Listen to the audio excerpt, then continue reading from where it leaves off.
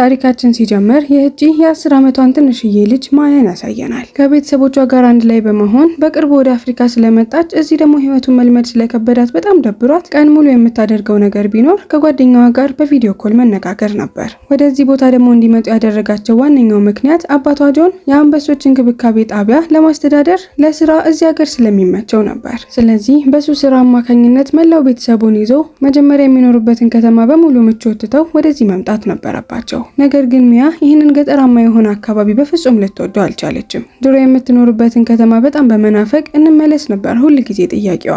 አባቷ ልጅቷን ለማጽናናትና ለማረጋጋት ይሞክራል። ከተፈጥሮና ከዱር አራዊቶች ጋር እኮ አንድ ላይ መኖር ማለት አብዛኞቹ ሰዎች እየፈለጉት ሊሳካላቸው ያልቻለ ነገር ነው። እያቸው እስኪ እንዴት ደስ እንደሚሉ በማለት ማንኛውም ሰው እንደዚህ አይነት ህይወትን ማግኘት እንደማይችል እሷም ደግሞ ፈጣሪ በሰጣት ነገር ማመስገን እንዳለባት ይነግራት ጀመር። ምንም የሚናገረው ነገር ግን ሊዋጥላት ስላልቻለ እየተናገረ ጥላው ትሄዳለች። አንድ ቀን ታዲያ የሚያ እናት ለባሏ ጆን እንዲህ ስትል ትነግረዋለች። ወደዚህ ቦታ ከመጣንበት ጊዜ አንስቶ ልጃችን ሚያ በሐዘን እንደተዋጠች ነው። እባክህን እስኪ ቀረብ ብለህ ልታዋራት ሞክር ስትለው እሱ ግን በጊዜ ሂደት ቦታውን እየወደደችውና እየተላመደችው ትመጣለች። ስለዚህ ዝም ብለን ብቻዋን የምትሆንበትን ጊዜ ብንሰጣት ነው የሚሻለው በማለት ይመልስላታል። በሌሊት ደግሞ የሚያ ታናሽ ወንድም ኒክ ጨለማ ስለሚፈራና መጥፎ ህልም በተደጋጋሚ እያየ ስለሆነ እየባነነ በሚቸገርበት ጊዜ እናት ወደሱ ጋር ትመጣና ለማረጋጋት እየሞከረች የእንቅልፍ ጊዜ ተረት እየነገረች ደህንነት እስከሚሰማው ድረስ ከአጠገቡ ሆና ትተኛለች።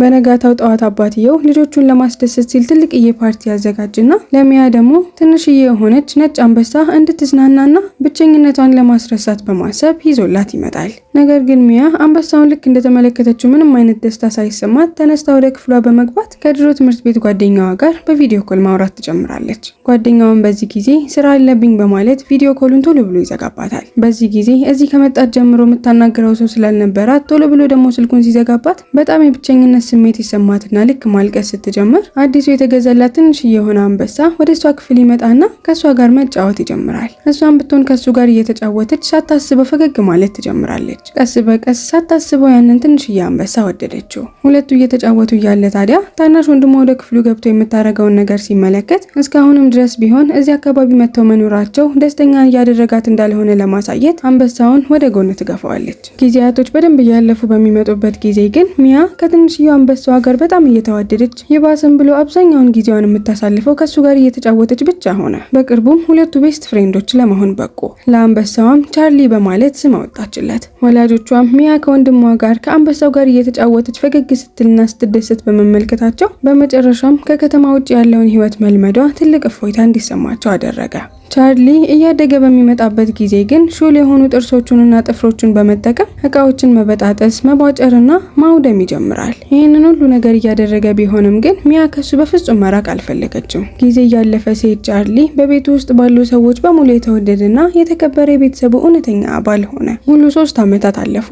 ቻርሊ አሁን ላይ በጣም ግዙፍ የሆነ አንበሳ ሆኗል። በሱና በሚያ መካከል ያለው ወዳጅነትም ደግሞ ከበፊቱ ይበልጥ እጅግ በጣም ጠንክሯል። በአንድ ወቅት ማታ ላይ ታናሽ ወንድሟ ኒክ እንደገና ፍርሃት ሲሰማውና እንቅልፍ ለመተኛት ሲቸገር ሚያ አልጋው ጋር ትቀመጥና ደስ የሚል ታሪክ እየነገረችው እንዲተኛ ታደርገዋለች። ይህንን ስታደርግ የተመለከተችው እናትየዋ ታዲያ ልጄ አድጋ አሁን ላይ የኃላፊነት ስሜት እየተሰማት ነው በማለት በልጇ ትኮራለች። ትንሽ እንደቆዩም እናቷ አሁን ምሽቱ ገፍቷል፣ ነገ ትምህርት ስላለሽ ሂጂና ተኚ በማለት ስትነግራት ይህንን የሰማው አንበሳው ቻርሊ ግን በጣም ተበሳጨ። ሚያ እሱን ለብቻው ጥላው ወደ ትምህርት ቤት ልትሄድ መሆኑን በሚሰማበት ጊዜ በመናደድ ጠረጴዛው ላይ ያሉትን እቃዎች በሙሉ መሬት ላይ ይጥላቸዋል። እናታቸው አሊስ የአንበሳውን ቅናትና ቅሬታ ስትመለከት ፈገግ ብላ ሳቀች። በነጋታው ጠዋት አባቷ ጆን ሚያን በዱር አራዊት መናፈሻ ውስጥ ሳፋሪ ራይድ ይዟት ወጣ።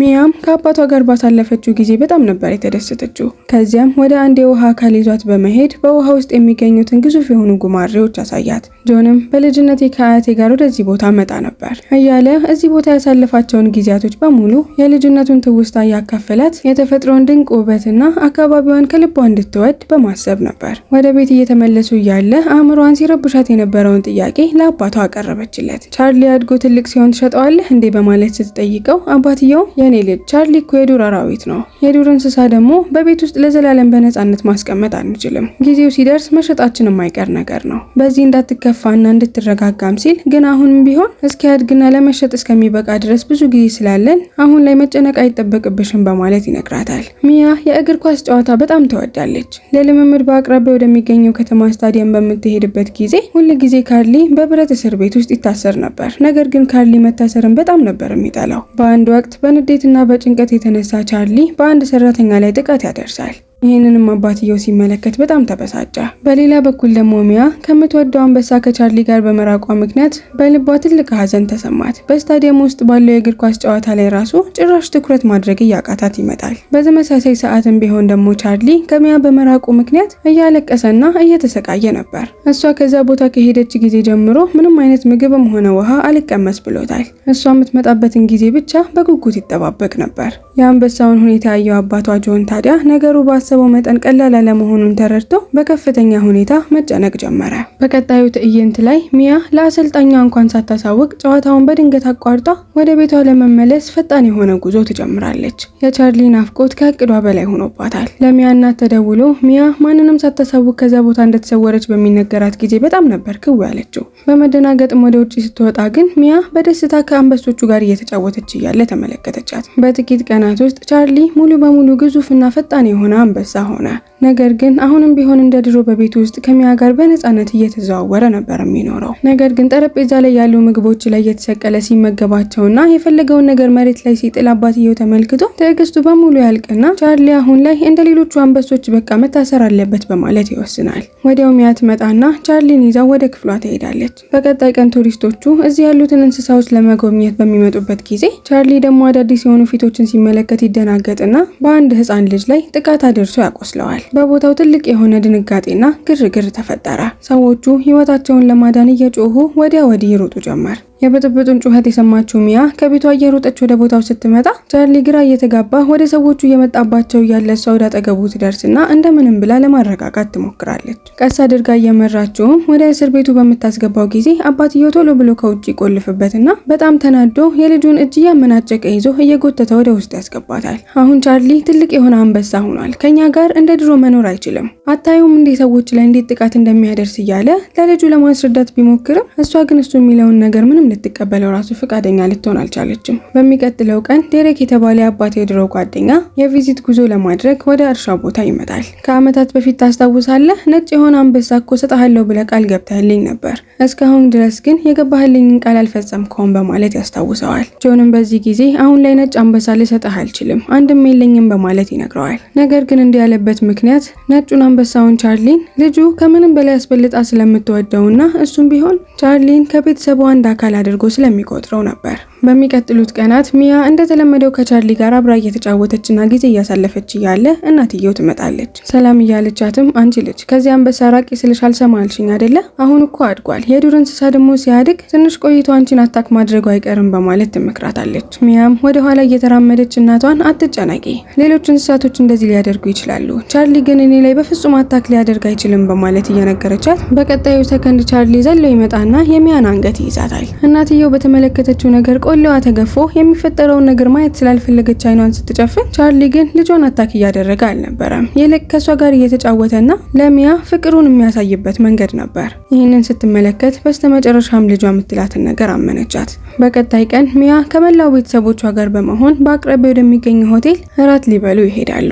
ከመሄዷ በፊት ቻርሊን እስር ቤት ውስጥ ታስገባውና በሩን ዘግታበት ትሄዳለች። ነገር ግን እሷ አላስተዋለችውም ነበር እንጂ በሩ በስነ ስርዓት አልተቆለፈም ነበር። ቤተሰቦቹን በሙሉ ተጠራርገው ከዛ ቦታ ከሄዱ በኋላ ቻርሊ የተዘጋበትን በር ቀስ አድርጎ ከፍቶ ወደ ውጪ ለመውጣት ቻለ። ወደ ቤታቸው በኋላ ላይ ቆይተው ሲመለሱና ቻርሊ በቦታው እንዳልነበረ ሲመለከቱ ሁሉም ቤተሰቡ በድንጋጤ ይሞላል። ሁሉም ባትሪያቸውን እያበሩ እሱን ለማፈላለግ እየሞከሩ እያለ ከትንሽ ደቂቃዎች በኋላ ሚያ ታገኘዋለች። በሰላም ስላገኙት ሁሉም ደስታ ይሰማቸውና ሁሉም ወደ ቤታቸው ገብተው ይተኛሉ። በነጋታው ሚያ ከቻርሊ ጋር በመሆን ወንድሟን ናና አብረን እንጫወት በማለት ትጋብዘዋለች። ወንድምየውን አንበሳውን ሲመለከት ፈርቶ የነበረ ቢሆንምና እምቢ ቢላትም እሷም ምንም አያደርግህም እኮ እያለች እያሳመነችው እንዲገባ ታደርገዋለች። እናትየው ቤት ውስጥ ሆና ታዲያ ኒክ ኒክ ከአንበሳው ጋር እየተቃረበ እንዳለ ስትመለከት በጣም ነበር የደነገጠችው። ኒክን በየትኛውም ሰዓት ቻርሊ አታክ ሊያደርገው ይችላል ብላ በጣም ስለፈራች እየጮኸች ከሱ ራቅ እያለች መቆጣት ትጀምራለች። የእናትየውን ጩኸት የሰማውም ጆን ታዲያ ምንም ጊዜ ሳይባክን መሳሪያ ይዞ ነበር ከቤት የወጣው።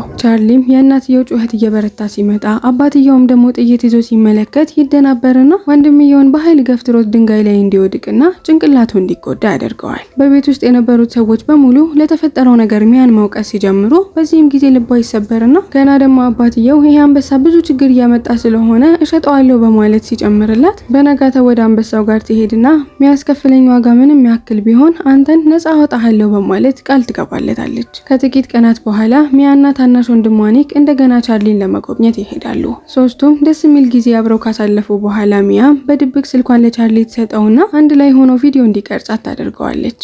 በዚያው ምሽት ቤተሰቡ አብሮ እየተዝናና ሳለ አባታቸው ጆን የቤተሰቡን ፎቶ ለመቅረጽ የሚያን ስልክ አንስቶ ፎቶ ሊያነሳ ሲል ነገር ግን ሳያስበው እሷና ወንድሟ ሆነው ከአንበሳው ጋር አብረው የተነሱትን ፎቶ ተመለከተ። ይህንን ሲያይ በጣም ከመናደዱ የተነሳ በሩን ከፍቶ ወደ ውጭ ይወጣና ለታዛዦቹ ቻርሊን በቻላችሁት ፍጥነት ሽጡት በማለት ትዕዛዝ አስተላለፈ። በዚህም ልቧ የተሰበረችው ሚያ እየሮጠች ወደ ቻርሊ ጋር ትሄድና ለትንሽ ጊዜ ሊያለያዩን ይችላሉ እሺ በማለት በለስላሳ ድምጽ ትነግረዋለች። ቻርሊም ቢሆን የእሷን የስሜት መጎዳት ይመለከትና ተረድቼሻለሁ ለማለት ራቅ ብሎ ሄዶ ለብቻው ቁጭ ይላል። በቀጣይ ቀን ታዲያ ሚያ አባቷ ከጓደኞቹ ጋር ሆኖ ወደ ሌላ ቦታ ሲሄድ ትመለከተውና ከጭነት መኪናቸው በላይ በኩል አድርጋ ትደበቃለች። እነሱም አገራማን ብለው መኪናቸውን እየነዱ ወደ አንድ ቦታ ይሄዱና ያን ቦታ ሀብታም የሆኑ ጓደኞቹ ጋር ሆነው ዘና ለማለት ብቻ ምንም ያላጠፉ እንስሳቶችን በሽጉጥ እየተኮሱ የሚዝናኑበት ቦታ ነበር። ይህንን የተመለከተችው ሚያ ማመን ይከብዳታል። አባቴ የሚያሳድጋቸውን እንስሳቶች በሙሉ ህገወጥ በሆነ መልኩ ለነዚህ አይነት ሰዎች ነው ማለት ነው የሚልከው በማለት ማመን እየከበዳት ወደ ቤቷ ትመለስና ኢንተርኔቷን ከፍታ በደንብ ለማጣራት ስትሞክር በስተመጨረሻም እውነቱ ላይ ትደርስበታለች። ይህ በሙሉ ህገወጥ የሆነ ስራ ሲሆን አባቷ ከጓደኛው ዴሬክ ጋር በመሆን የሚያካሂዱት ነገር ነበር። በዚህም አባቷ እንስሳቶቹን የሚንከባከበው ለፍቅር ብሎ ሳይሆን ለገንዘብ እንደሆነ ይገባታል። በኋላ ላይም ለወንድሟ ኒክ ያየችውን ነገር በሙሉ ትነግረውና አንድ ላይ በመሆን ቻርሊን ለማዳን ፕላን ማውጣት ይጀምራሉ። ኒክ ለሚያ ትንሽ ገንዘብ ይሰጣትና ሚያም ሌሊት ላይ ሲሆን በድብቅ ወጣ የእንስሳቱን በረት ሙሉ በሙሉ ከፍታ እንዳለለቀቀቻቸው። ከዚያም ከቻርሊ ጋር ሆና ከእርሻ ጣቢያው አምልጣ ጠፋች። በነጋታው ጠዋት እናታቸው አሌስ ወደ ውጪ ስትወጣ በጣም ትደነግጣለች። ግቢያቸው በሙሉ ታስረው በነበሩት እንስሳቶች በሙሉ በነፃነት እየተዘዋወሩ ተሞልቶ ነበር። ቤታቸው ያለውን ካሜራ በሚመለከቱበት ጊዜ ይህንን ሁሉ ነገር ያደረገችው ልጃቸው ሚያ እንደሆነች ይገባቸዋል። ጆን በዚህ ጊዜ በጣም ይናደድና መሳሪያውን ይዞ መኪናውን አስነስቶ ያንን አንበሳ ላግኘው እንጂ በአንድ ጊዜ ነው የምገለው በማለት ልጁንም አንበሳውንም ለማፈላለግ ይሄዳል። በሚቀጥለው ትዕይንት ሚያ ከቻርሊ ጋር በሰፊው የሆነ የሳር ምድር ላይ ስትጓዝ እንመለከታለን። ዓላማዋ ቻርሊን በመንግስት ወደሚጠበቀው የዱር አራዊት ጥበቃ ክልል ለማድረስ ነበር። እዚያ ቦታ ላይ ቻርሊን ይዛ መድረስ ከቻለች ከአዳኞች ፍርሃት ነፃ ሆኖ ከሌሎች አራዊቶች ጋር እድሜ ልኩን በነፃነት መኖር ይችላል። ሚያና ቻርሊ ወደ አንድ ውሃ አጠገብ አረፍ ለማለት ሲቆሙ አባታቸው ጆን በስተመጨረሻ አገኛቸው። ጆን ቻርሊን ልክ ባየው ቅጽበት ነበር ሊተኩስበት መኪናውን አቁሞ መሳሪያውን ሊያዘጋጅ ሲል፣ ነገር ግን ሚያ ቀድማ የአባቷ እቅድ ገብቷት ስለነበረ ጥይቱን ይዛበታለች። ጥይቱን ደቅናበት እውነቱን አውቃለሁ እንስሳቶችን መንከባከብ ስለምወድ እነሱን ማሳደግ ስለሚያስደስተኝ ብለኸኝ፣ ነገር ግን በህገ ወጥ ለሀብታሞች እንዲገሏቸው እነዚህን እንስሳቶች እንደምትሸጣቸው ደርሼብሃለሁ በማለት ትነግረዋለች። እሱም በዚህ ጊዜ ህይወት ላይ ነገሮች የሚሰሩት እንደዚህ ነው፣ አንቺ ስለዚህ ብዙ ማታውቂው ነገር አለ፣ እባክሽን ሽጉጡን ስጭኝ በማለት ልጁን ሊያታልላት ቢሞክርም ሚያ ግን ሽጉጡን ለአባቷ ከመለሰችለት ያንን ሽጉጥ ተጠቅሞ ቻርሊ ላይ ተኩሶ እንደሚገለው ታውቃለች። ስለዚህ በፍጹም አልሰጥህም ስትል መለሰችለት። አባቷንም ለማስቆም ስትል እግሩ ላይ ተተኩስበትና በፍጥነት ደግሞ ቤተሰቦቿ ጋር ትደውልላቸዋለች። አባቷ እዛ ራሱን ስቶ በወደቀበት የአባቷን መኪና ይዛ ከቻርሊ ጋር እየነዳች መሄድ ትጀምራለች። ከመሄዷ በፊት ግን ለቤተሰቦቿ ጋር አደዋወላ ጆን እንደተጎዳ እንዲያውቁና መተው ወደ ሐኪም ቤት እንዲወስዱት ነበር። አባቷ ደግሞ ራሱን ስቶ እንዲወድቅ ያደረገው ሽጉጥ ውስጥ ማደንዘዣ መድኃኒት ስለነበረው ነበር። ትንሽ ከተጓዙ በኋላ አንዳንድ የሚያስፈልጉ ነገሮችን ለመግዛት ወደ አንድ ስቶር በመሄድ እዛች ጋር ያቆማሉ።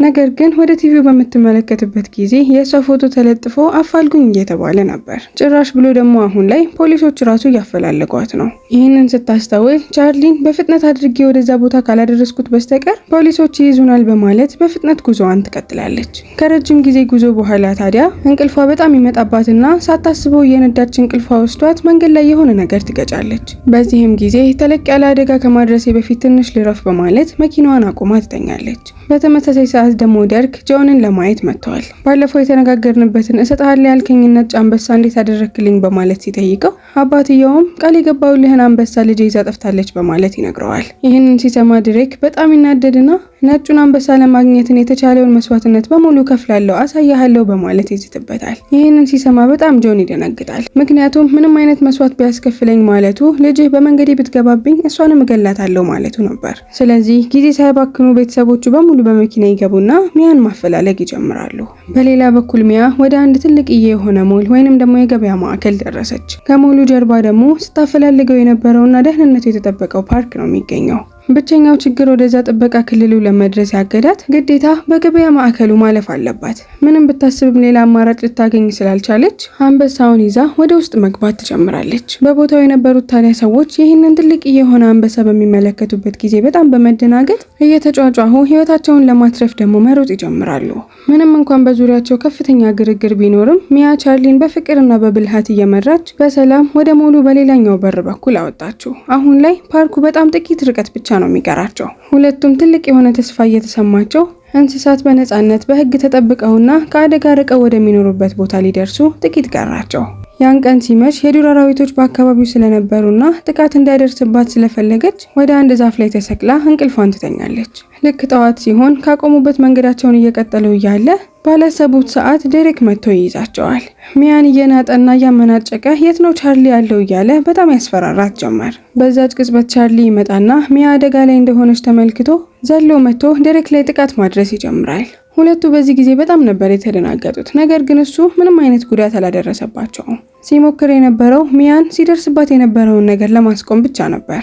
ይህንንም አጋጣሚ ሚያ በመጠቀም ቶሎ በልን ሂድ በማለት መንገዳቸውን ይቀጥላሉ። በኋላ ላይ አባትየው ደረክን ያገኘውና ልጅን ምንድን ያደረካት እያለ ሲጮህበት እሱም ምንም እንዳላደረጋት ነጩም አንበሳ ቢሆን መጥቶ እሱ ላይ ጥቃት እንዳደረሰበት ይነግረዋል። ይህንን ሲያቅ አባትየው ቶሎ ብሎ ቤተሰቡን ሰብስቦ እንደገና ልጁን ማፈላለግ ይጀምራል። መኪና ውስጥ የነበረው ታዲያ የሚያ ወንድም ቤተሰቦቹ ሲጨናነቁ ሲመለከት በስተመጨረሻ እውነቱን መናገር ይጀምራል። ሚያ ቻርሊን ይዛ የምትሄደው ወደ ቲምባቫቲ ወደሚባለው ብሔራዊ ፓርክ እንደሆነ፣ እዚያ ቦታ የሚኖሩ እንስሳቶች ደግሞ የሀገሩ ጎሳዎች ነጩን አንበሳ እንደ ቅዱስ አካል ያከብሩታል። እዚያ ፓርክ ውስጥ ደግሞ ቻርሊ ፍጹም ደህንነቱ የተጠበቀ ይሆናል። ይህንን እንደሰማ ጆን ወዲያውኑ ለፖሊስ ደውሎ ወደ ቲምባቫቲ ፓርክ እንዲሄዱ ነገራቸው። እሱም ቢሆን በከፍተኛ ፍጥነት ነበር ወደዛ ቦታ ሲያመራ የነበረው። በሚቀጥለው ትዕይንት ሚያ ከቻርሊ ጋር ጉዞዋን ቀጥላ ወደ ብሔራዊ ፓርክ በጣም እየተቃረበች ነው። ነገር ግን ለቀናት ያለማቋረጥ ጉዞ ስታደርግ ስለነበረ ሰውነቷ ሙሉ ለሙሉ እየተደከመ መጥቷል። ከዚህ በላይ መጓዝ እንደማትችል ስትረዳ ወደ ቻርሊ ጋር ትሄድና ለመጨረሻ ጊዜ አቅፈው ደርሰናል፣ ከዚህ በኋላ ግን እኔ በጣም ስለደከመኝ አብሬህ ልሄድ ስለማልችል አንተ ለብቻ መሄድ አለብህ በማለት ስትነግረው እዝን ብሎ ዞር ብሎ ይመለከታትና ከዚያ በኋላ ጉዞውን ወደፊት ይቀጥላል። በዚያች ቅጽበት ደግሞ ጆን ፖሊሶቹን እያስከተለ ወደዚያ ቦታ እየደረሰ ነበር። በመንግስት የተጠበቀው ፓርክ ጋር ገና ስላልደረሰ አሁን ላይ ከተኮሱበት መብታቸው ነው። ቶሎ ሳይደርስ በፊት እንዲያገኙት ሁሉም ኢላማቸውን እያስተካከሉ እያለ ጆን ደግሞ ቻርሊ ላይ እንዲተኮስበት ስላልፈለገ የቻርሊን ሰውነት በሰውነቱ እየሸፈነ እንዲራመድ ይረዳዋል። ፖሊሶቹም ይህንን ሲመለከቱ ተሳስተው ጆን ላይ መተኮስ ስላልፈለጉ አመነቱ። በዚህ መልኩ ጆን ቻርሊን እየረዳው በስተመጨረሻ በመንግስት ወደ ተጠበቀው ፓርክ እንዲገባ ቻለ። ወደዛ ፓርክ ታዲያ ቻርሊ ከገባ በኋላ ሚሊተሪው በሙሉ ከዚህ በኋላ ምንም ማድረግ እንደማይችሉ ስለገባቸው መሳሪያቸውን ሁሉም ዝቅ አደረጉ። ምክንያቱም እዚህ ፓርክ ውስጥ እንስሳቶችን መግደል በጣም ወንጀል ነው። ልጁ ሚያን ታዲያ ከሩቅ የተመለከታት ጆን እየሮጠ ሄዶ ተጠመጠመባት። ጆን፣ አሌስና ኒክ መላ ቤተሰቡ በሙሉ በደስታ ይተቃቀፋሉ። ከወራት በኋላ ሚያ ከቤተሰቧ ጋር በመሆን ወደ ቲምባቫቲ ብሔራዊ ፓርክ ለሽርሽር ይመጣሉ። እዚያ አንድ እጅግ በጣም የሚያምር ትዕይንት ተመለከቱ። ቻርሊ አሁን የራሱ የሆኑ ውብ ግልገሎችን አፍርቶ የራሱ ቤተሰብና ሙሉ ነፃነቱን አግኝቷል። ይህንን ያዩት ቤተሰቦቹ በሙሉ በደስታ ፈገግ አሉ። ቻርሊም ሊኖረው የሚገባውን አይነት ህይወት እየኖረ እንዳለ እየተመለከትን ፊልማችን በዚህ ያበቃል። ፊልሙን ከወደዳችሁት ላይክ፣ ያልተመቻችሁ ነገር ካለ ደግሞ ኮሜንት ላይ አስቀምጡልኝ።